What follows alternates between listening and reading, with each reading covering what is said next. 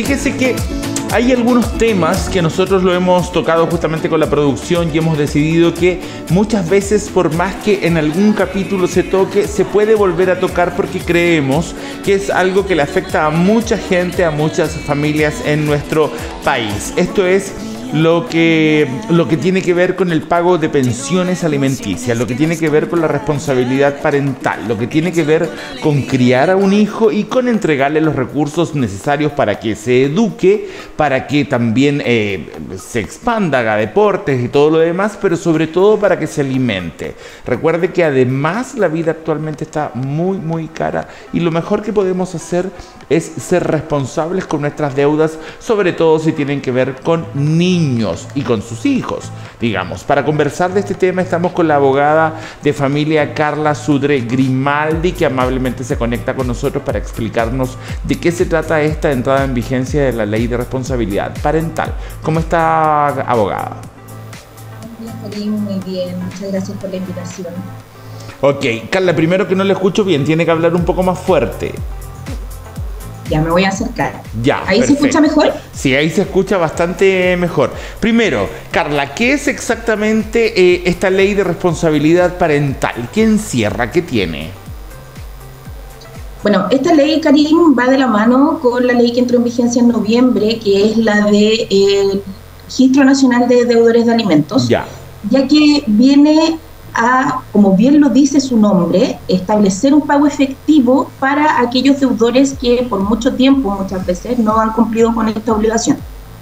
Perfecto. Ahora, ¿cómo comenzamos a poderla aplicar? ¿Cómo opera básicamente? Si nos puede dar una pequeña explicación de cómo hacer que esto comience a funcionar. Porque una cosa es la ley, pero otra es cómo hacemos que funcione a favor, digamos, de quienes queremos utilizarla. Así es, Karim, sabes que me han consultado bastante porque hay una confusión en las personas con esta información, ya que se cree que por el hecho de que la pensión esté impaga, esto va a ser automático. Y esto no es así. Se tiene que dar cuenta al tribunal de que existe un incumplimiento para que se vayan tomando estas medidas. Y, bueno, lo que yo creo que les interesa a todos es saber cómo se va a hacer efectivo el pago con los fondos de AFP, ¿cierto? Pero estos fondos de AFP van a ser en una última instancia utilizados para el pago de la pensión de alimentos, ¿ya? Porque primero lo que hace el tribunal es investigar si este deudor tiene fondos, ya sean dineros, fondos de inversión, capitales, divisas, todo lo que se traduzca en dinero, en plata. Y una vez que ya agotada esta investigación se determine por parte del tribunal y de otros organismos también que están interconectados de que el deudor no tiene dinero para poder hacer pago de la pensión de alimentos, pasamos ya al pago de estos con los fondos de AFP que tenga el deudor acumulados a ese momento. Ok, a ver, entonces hagámoslo en un orden cronológico. Se debe tal cantidad de plata por tal niño, ¿verdad? O tal niña que tengo con tal persona. Esta persona yo no le he pagado. Vamos a poner un A y un B, ¿cierto? Un hombre y una mujer. Este hombre no le ha pagado a esta mujer, ¿verdad? Esta mujer lo denuncia en tribunales por pensión de alimentos. Así es. Si este hombre alega que no tiene el dinero porque no tiene trabajo, me imagino que esa es la primera instancia que uno dice, ¿no? Que se dice no tengo trabajo, por eso no puedo pagar. Entonces, supongo que es así, ¿o no? Existen otros motivos también, Karim. ¿Cómo cuál? Hay personas que tratan de ocultar su patrimonio, utilizar cuentas de terceros para recibir los pagos que obtengan de sus actividades laborales. Entonces, igual, esto es lo que busca y que es un cambio súper importante que tenemos respecto de la legislación que estaba antiguamente en vigencia, es generar un incentivo, por así decirlo, de carácter patrimonial sobre el deudor para que éste pueda cumplir. Porque como te decía, esto está de la mano con la ley del registro de deudores. Entonces, la de registro lo que buscaba era visibilizar cuánto se debe y también generar sanciones, porque tiene muchas sanciones. Eso es importante que se sepa. Pero para seguir la cronología, la persona dice no puedo pagar, ¿cierto? Por tal motivo, no tengo trabajo, no tengo plata, no tengo nada. O tengo más hijos. Y ahí es donde comienza esta investigación, ¿verdad? Claro, porque muchas veces desconocemos, las mamás o papás que están que tienen esta pensión de alimentos en favor de sus hijos, es donde el deudor tiene sus cuentas. Y si es que tiene cuentas Entonces aquí mediante la interconexión, se envía un oficio a las distintas instituciones, a la Comisión del Mercado Financiero, Servicio de Impuestos Internos, Tesorería, AFP, y estas instituciones tienen que informar si es que existen dineros. En ese caso de existir dineros, el tribunal debe conjuntamente con ese oficio en el que consulta si es que el deudor tiene fondos, enviar una retención, que es una medida cautelar de retención de fondos, para que esos fondos se congelen, y una vez que el banco informe o la institución financiera informe de que existe un monto X, se va a hacer pago de la deuda con ese monto. Y ojo, si ese monto no alcanza a cubrir el monto liquidado que se adeuda, ahí pasamos también al fondo de AFP. ¿Qué es un monto liquidado? El monto liquidado, Karim, es en la totalidad que se adeuda cotejado con la cartola que entrega el Banco Estado también por interconexión, donde figuran los pagos que se han hecho históricamente en la cuenta aperturada para este efecto. Ok, ahora, cuando estábamos hablando en un principio, Carla, de cómo opera, tú me dices, bueno, la persona tiene que decir frente a un tribunal, no es automático, no es que, me debe, el tribunal se pone a investigar, es porque la persona tiene que iniciar esta demanda, ¿verdad? Sí, y eso es muy importante, Karim, porque muchas veces han llegado clientes a mi oficina que me dicen, bueno, nosotros el acuerdo lo tenemos de palabra y él no me paga. En caso de que sea de esa manera, no hay una obligación legal respecto del deudor. Entonces, o sea, los acuerdos de palabra no sirven en el fondo. No sirven. Acá lo que tenemos que hacer es primero una mediación. Si la mediación es exitosa y se llega a un acuerdo, se aprueba por el tribunal y desde ese momento se apertura una cuenta y comienza a regir esta obligación. Pero si la mediación se frustra, debemos interponer una demanda de alimentos, y en la cual vamos a permitir que el tribunal pueda ponderar los gastos, las capacidades económicas de cada padre y madre, y ahí se fija una pensión de alimentos. Entonces, una vez fijada esta pensión, creada esta obligación judicial, por así decirlo, comienza este sistema de que después, en caso de que no me paguen, yo tengo que aperturar una causa de cumplimiento e informar al tribunal que no se me está pagando la pensión. Perfecto. Después de esta información es cuando el tribunal, me imagino que...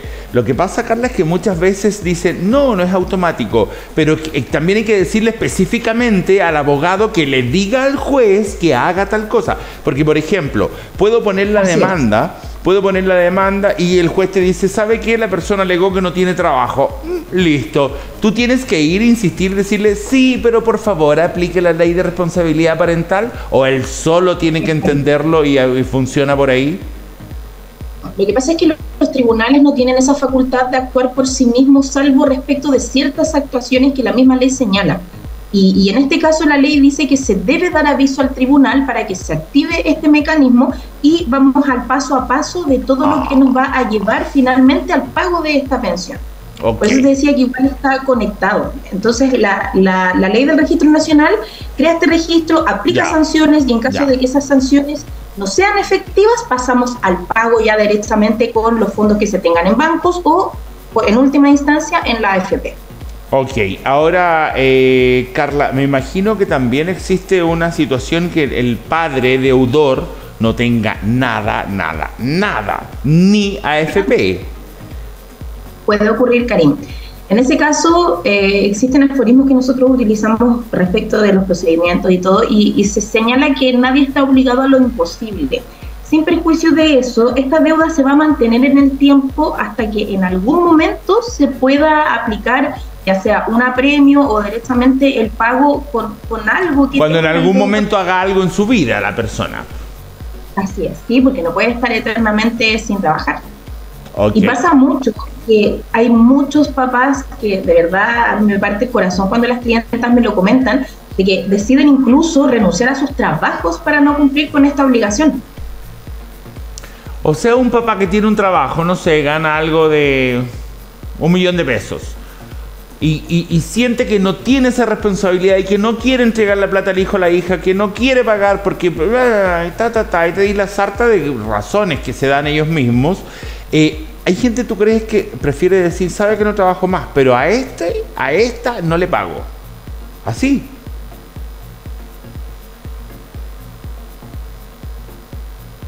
Oye, no escucho.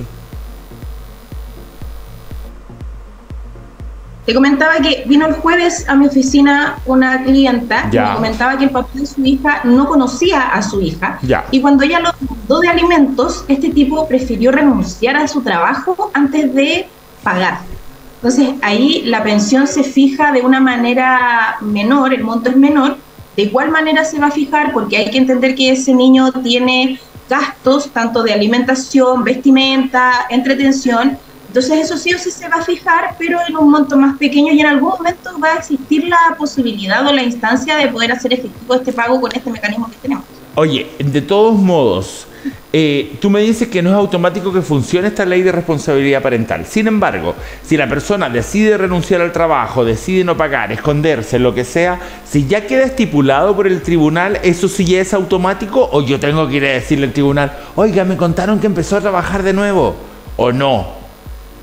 No, lo que pasa es que siempre se debe dar aviso de todas estas situaciones al tribunal, porque nosotros tenemos que entender que así como a nosotros nos convocan, en este caso, por ejemplo, si yo tuviera una pensión de alimentos, hay muchas otras madres que están en la misma situación, o padres, que también se da el caso. Entonces nosotros tenemos que informar estas circunstancias al tribunal para que se puedan hacer efectivas. Como decía, no es automático. No es por el solo ministerio de la ley que esta entra en vigencia y comienza a aplicar. No, yo tengo que dar aviso, se tiene que generar una liquidación. Y con esto también, Karim, cambió, en noviembre, la pensión fijada de pesos a UTM. Entonces eso es súper importante también que lo sepan, en este caso los que pagan pensiones de alimentos, porque, por ejemplo, si te fijan un monto de 150.000 pesos, este monto cambió a UTM en ese momento, por ejemplo, 2 UTM. Cerrémosle un 2 UTM. Y esas 2 UTMs, el deudor las tiene que calcular mes a mes. Porque me ha tocado también papás que han venido y me han dicho, oye, pero si mi pensión era de 150.000, yo transferí esto durante todo el año y ahora resulta que tengo deuda. Y efectivamente va a ser así porque la UTM va subiendo mes a mes. Ya, o sea, el pago de pensión se hace en UTM. Así es. Ya, Carla, igual me llama la atención, sé que el tema no es tuyo exactamente, pero me llama la atención cuando tú vas a un banco a pedir una tarjeta o un crédito, ¡uf! En línea está, pero increíble todo. El DICOM te indica, en la Cámara de Comercio te indica si tenéis los informes comerciales y todo, pero para esto no está nadie en línea. Para esto no, hay que ir a decirle al tribunal por si acaso está pasando tal cosa. Igual me parece que la ley está bien hecha y todo lo demás, no estoy acá para criticar eso, pero mucho más automático es verte lo que tienes de deudas en casas comerciales, en bancos, en cosas, que para ver una pensión de alimentos. Digamos, así lo veo un poco en Chile. Antiguamente no existía este mecanismo que tenemos hoy en día, Karim, porque incluso se levanta el secreto bancario respecto de la persona a la cual se le adeuda esta pensión, porque se puede... Pero lo que me llama la atención,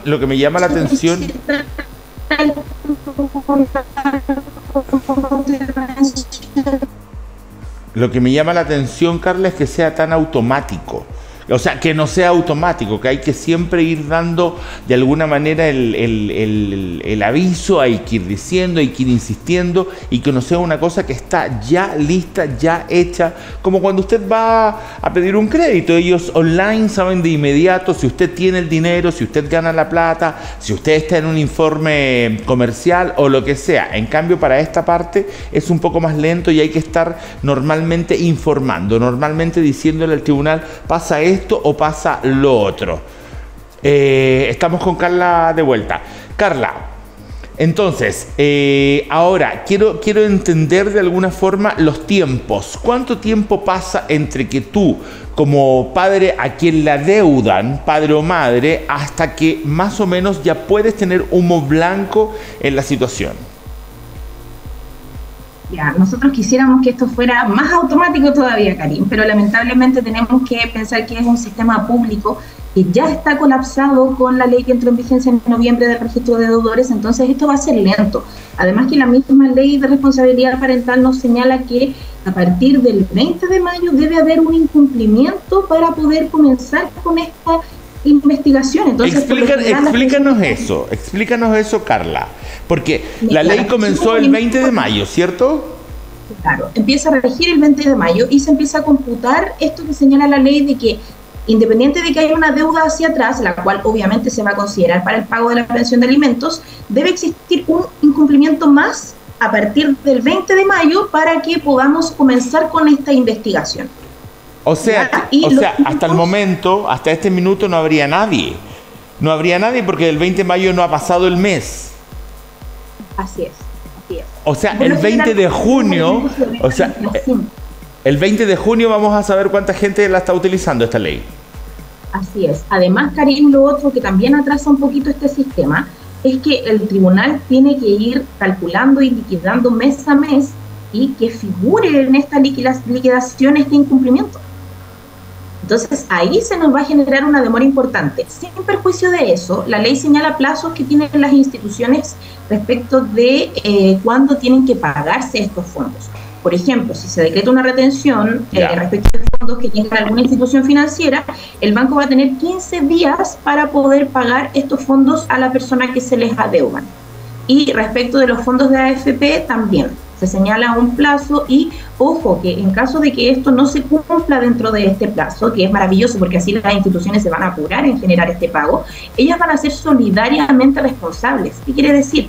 Que si el pago no se materializa respecto de esos fondos, ellos van a tener que pagar la pensión de alimentos. Entonces yo creo que ahí está el tema en el apuro. ¿Quiénes tendrían que pagar? ¿El banco?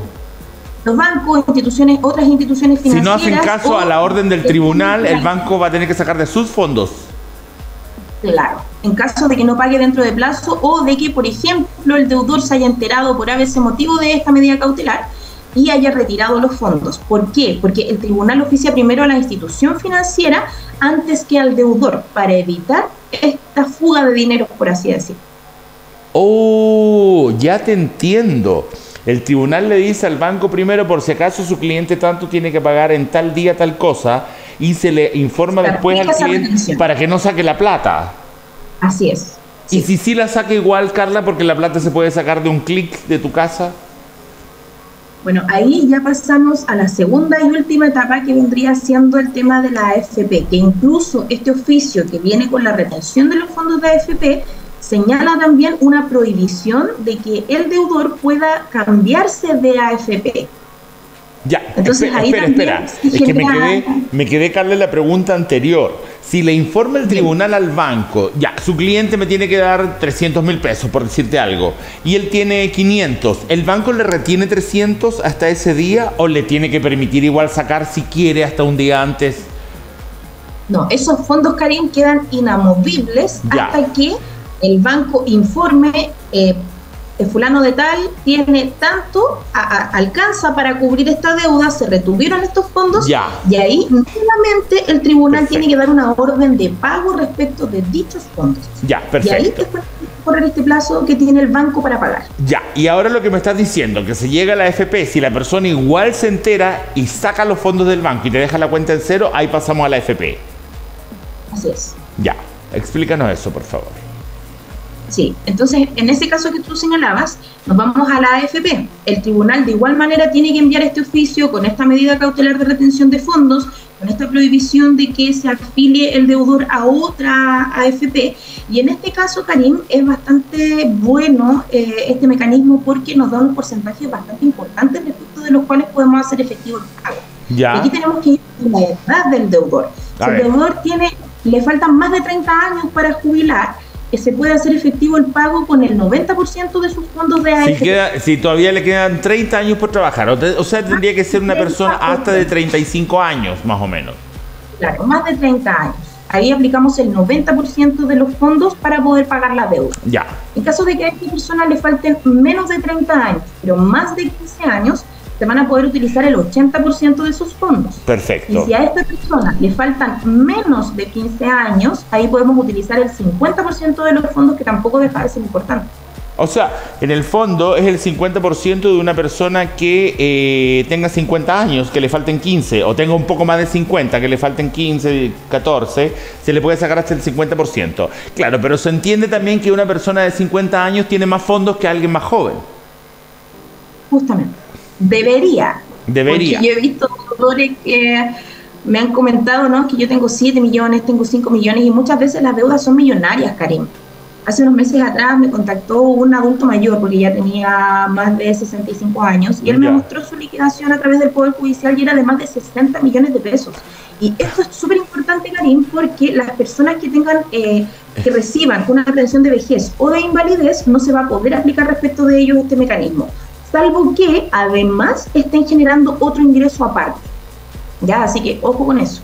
Perfecto. Oye, Carla, ¿nos puedes aclarar un poco la diferencia entre lo que entró en vigencia hace un tiempo, que es este registro de deudores, y lo que es la ley que entró en vigencia ahora el 20 de mayo, por favor? Hay una confusión, porque en un momento cuando apareció este registro de deudores, tú también estuviste conectada acá en el programa, la gente pensaba que se resolvía el tema con eso. Y luego comenzamos a darnos cuenta que no era tan ya, sino que faltaba esta parte. ¿Nos puedes explicar un poquito la diferencia de cada una de estas dos partes y aclararnos si es la misma ley?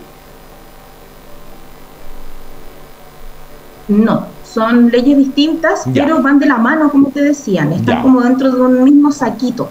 ¿Por qué? Porque la ley anterior lo que buscaba era visibilizar a las personas que debían, cuánto es lo que debían, los periodos que adeudaban, y además permite aplicar sanciones de carácter patrimonial, distintas a las que teníamos antiguamente, que eran el arraigo, el arresto nocturno, la retención de licencia de conducir, porque no eran efectivas. Entonces esta ley lo que vino a hacer es que si una persona está en este registro incorporada, va a tener una serie de sanciones, no va a poder sacar un pasaporte, no va a poder renovar una licencia de conducir. Por ejemplo, si se solicitan créditos de sobre 50 UF, se les van a retener.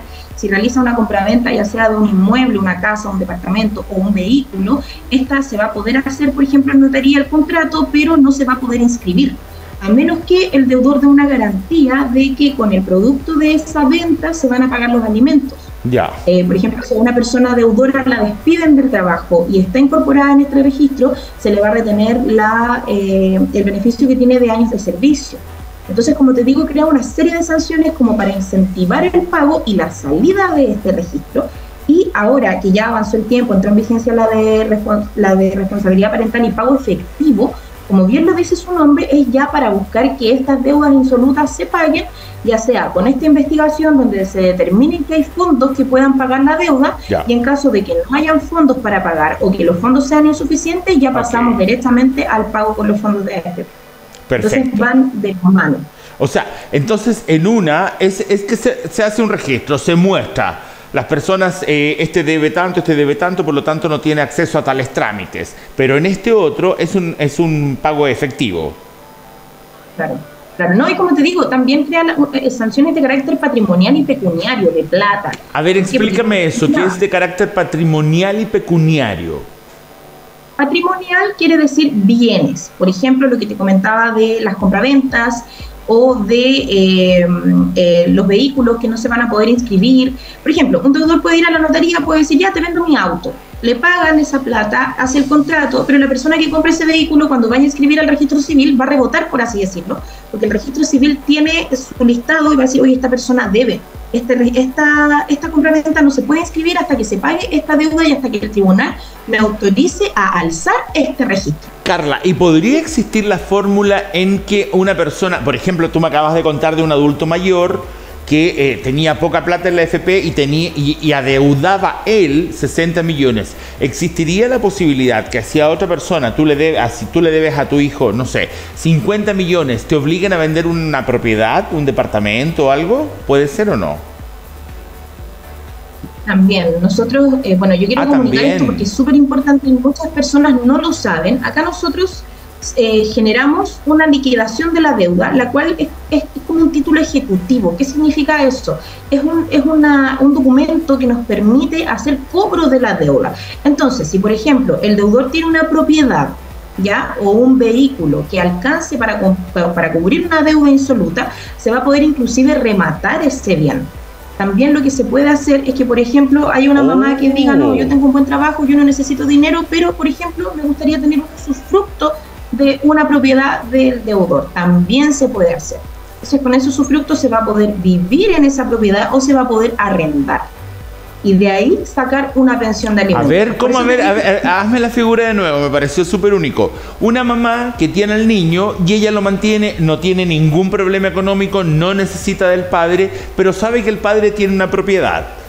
Puede decir, ¿sabe qué? Que no me dé plata, pero voy a vivir ahí. Así. Justamente. Por ejemplo, esa mamá arrienda, pero tiene un buen sueldo. Entonces, cuando se hace la demanda de alimentos, porque esto tiene que decretarse por el tribunal, o como un acuerdo en la mediación, pero es bastante raro en mediación, no todos los papás están dispuestos a hacerlo. Entonces, ahí se genera un usufructo, que es un derecho real respecto de una propiedad, lo cual se va a inscribir en el conservador de bienes raíces y va a generar el efecto de que esa propiedad se pueda usar y gozar por la madre. Usar, por ejemplo, para vivir o gozar de ella, de los frutos que produzca, producto de un arriendo, por ejemplo. Aunque, Carla, pero aunque esa propiedad sea solo del padre irresponsable, no que lo hayan adquirido en matrimonio ni con pareja.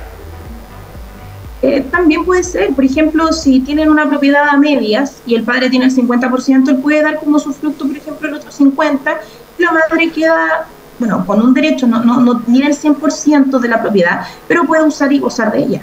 Oye, Carla, entonces, a partir más o menos del 20 de junio, un poquito más, démosle un mes más, 20 de julio, vamos a poder saber, vamos a poder entender cuánta gente comenzó a utilizar esta nueva legalidad y al mismo tiempo vamos a saber la efectividad que está teniendo, que no es, digamos, letra muerta. ¿Sientes que existe el personal necesario, los funcionarios necesarios en nuestro país para poder darle curso a todo? Porque recuerda que van a haber investigaciones, que van a haber oficios que hasta el momento no existen en nuestra legalidad, que se le tiene que mandar al banco, que se le tiene que mandar a la AFP, que se le tiene que mandar al conservador, etcétera, etcétera. ¿Tenemos el personal suficiente para eso? Porque, bueno, y otra cosa que no te había preguntado, ¿quién hace toda esta investigación? El tribunal, como te digo, la encarga a estas instituciones y estas instituciones son las que tienen que informar, porque hoy en día está todo interconectado, Karim. Ya. Gracias a Dios la pandemia, y bueno, antes de la pandemia se empezó a hacer esta conexión entre los registros que existen. Entonces, si una persona, por ejemplo, está recibiendo un sueldo o tiene una propiedad, tiene dinero en el banco, está todo en línea y, como te decía, se levanta el secreto bancario. Solamente respecto en este caso de los alimentos. Entonces, yo creo que es un buen mecanismo, pero lamentablemente los tribunales deben seguir teniendo la misma dotación de personas y ya están colapsados porque imagínate que con el registro de deudores colapsaron, además de todas las otras demandas que ingresan, los tribunales de familia también ven causas proteccionales. Claro, hay otro montón de causas distintas. Muchas. Entonces se va a colapsar un poco este sistema, hay tribunales que tienen mayor carga que otros, pero esperamos que de aquí a unos meses más se pueda hacer efectivo este pago para dar solución a algo que aqueja mucho a las familias chilenas, a las madres sobre todo. El mayor porcentaje son madres que ellas solas tienen que sacar adelante a sus hijos. Pero igual hay un porcentaje de hombres, de padres, ¿verdad? Sí, es bastante menor, es como un 90-10. Ya, pero existe un grupo de padres que también se les complica mantener solo al hijo o a la hija y que la mamá tiene buena situación y se desentiende. Sí, también. Perfecto. Carla, con esta interconexión va a ser mucho más complicado burlar los bienes y no pagar. Ok. Carla, hace un rato te hice una pregunta respecto a los tiempos. Yo no me refería exactamente a cuándo vamos a comenzar a ver la efectividad de esta ley, sino que me refiero a cuánto tiempo aproximadamente debo pensar en que me va a durar un juicio. Desde que la persona no me paga, bueno, al niño, hasta que la persona ya me pague, por lo menos alimentos provisorios. ¿Cuánto tiempo tengo que calcular aproximadamente entre el inicio y la conclusión? Ahí hay que hacer una distinción, Karim, porque tú mencionaste los alimentos provisorios. Ajá. Los alimentos provisorios son los que fija el tribunal cuando se interpone una demanda y mientras este procedimiento avanza y el tribunal dicta una sentencia o las mismas partes llegan a un acuerdo y se regulan estos alimentos. Ya, pero eso es rápido. No es rápido porque, mira, por ejemplo, yo estoy en Iquique. Pero ni el provisorio es rápido. El provisorio es de inmediato. Una vez que el tribunal provee la demanda, te fija los provisorios y manda a aperturar esta cuenta. ¿Ya? Pero, por ejemplo, hace poco en enero ingresé una demanda de alimentos en alto hospicio y me dieron fecha de audiencia para el 15 de septiembre. ¡Oh! Y la ingresaste en enero, o sea, 9 meses, 8 meses después. Así es. El tribunal de Iquique por lo menos funciona un poco más expedito, el de Antofagasta también, el de Arica igual. Pero hay algunos como Alto Hospicio, por ejemplo, que están tan colapsados porque además el de Alto Hospicio es competencia común, es juzgado de letras, de garantía y de familia. No, entonces ya. Eso era una demora. Ve todas las causas. Así es. Ok. Entonces, como te digo, hay que tener mucha paciencia, pero yo creo que es un mecanismo muy efectivo si es que se va haciendo paso a paso. Por eso es súper importante que se contacte a un abogado para poder hacerlo. Perfecto. Carla, pero por ejemplo, si te dan la fecha para el 15 de septiembre aproximadamente, ¿eso en cuánto tiempo lo vas a sacar? ¿Como en octubre, noviembre? Ay, no, porque son, en rigor son 2 audiencias, pero estas audiencias se pueden suspender. Entonces, ya, pero el provisorio sí me lo van dando. El provisorio va a estar fijado y la cuenta tiene que aperturarse. Eso es lo otro. El tribunal manda a aperturar esta cuenta al Banco Estado, pero yo les recomiendo que ese oficio pase por mano, que se imprima ese documento y se lleve personalmente al banco. ¿Ya? Porque hoy en día todas las instituciones están un poco colapsadas, y más las instituciones públicas. Ya. ¿Ya? Entonces estamos hablando de una demora de bastantes meses. O sea, si a usted se va a poder hacer. Si a usted le dicen, mire, le van a dar estos provisorios, usted es el que necesita la plata, le van a dar los provisorios o ganó el juicio y tiene que abrir esta cuenta de alimentos en Banco Estado, vaya y ábrala usted con el papel. No, ahí el tribunal oficia a Banco Estado, pero tienes que entender que el Banco Estado tiene muchos otros... Claro, pero tú me estás diciendo que... Yo recomiendo que yo a mis clientes les recomiendo que ellos, ese oficio que ya se supone que llegó a Banco Estado... Lo lleve usted personalmente. Lo entreguen por mano, claro. Lo lleve personalmente y diga, oiga, ábrame esto.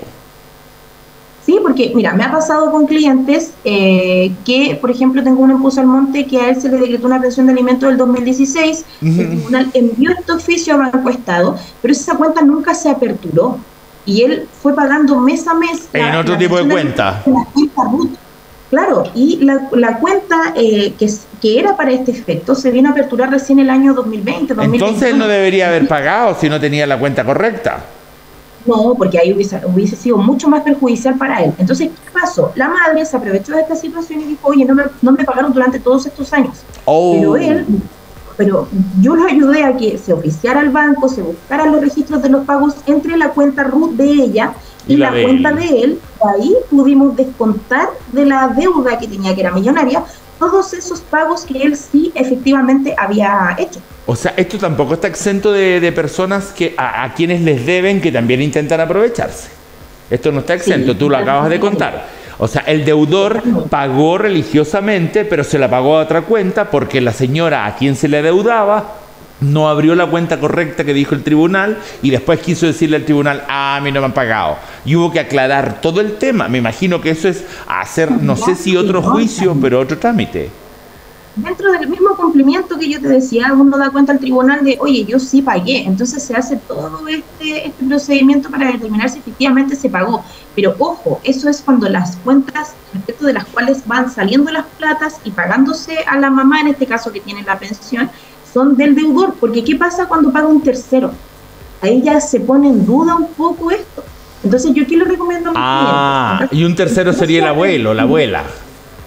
Claro, por ejemplo, o un amigo, ¿sabes qué? Pucha, no tengo la plata en efectivo, por favor, puedes transferirle tú a la mamá de mi hijo, yo te lo paso en efectivo.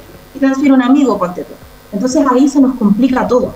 Entonces yo, ¿qué le recomiendo a mis clientes? Que cuando se fijen los alimentos provisorios y no se aperture todavía la cuenta, que ellos hagan este depósito en la cuenta corriente del tribunal.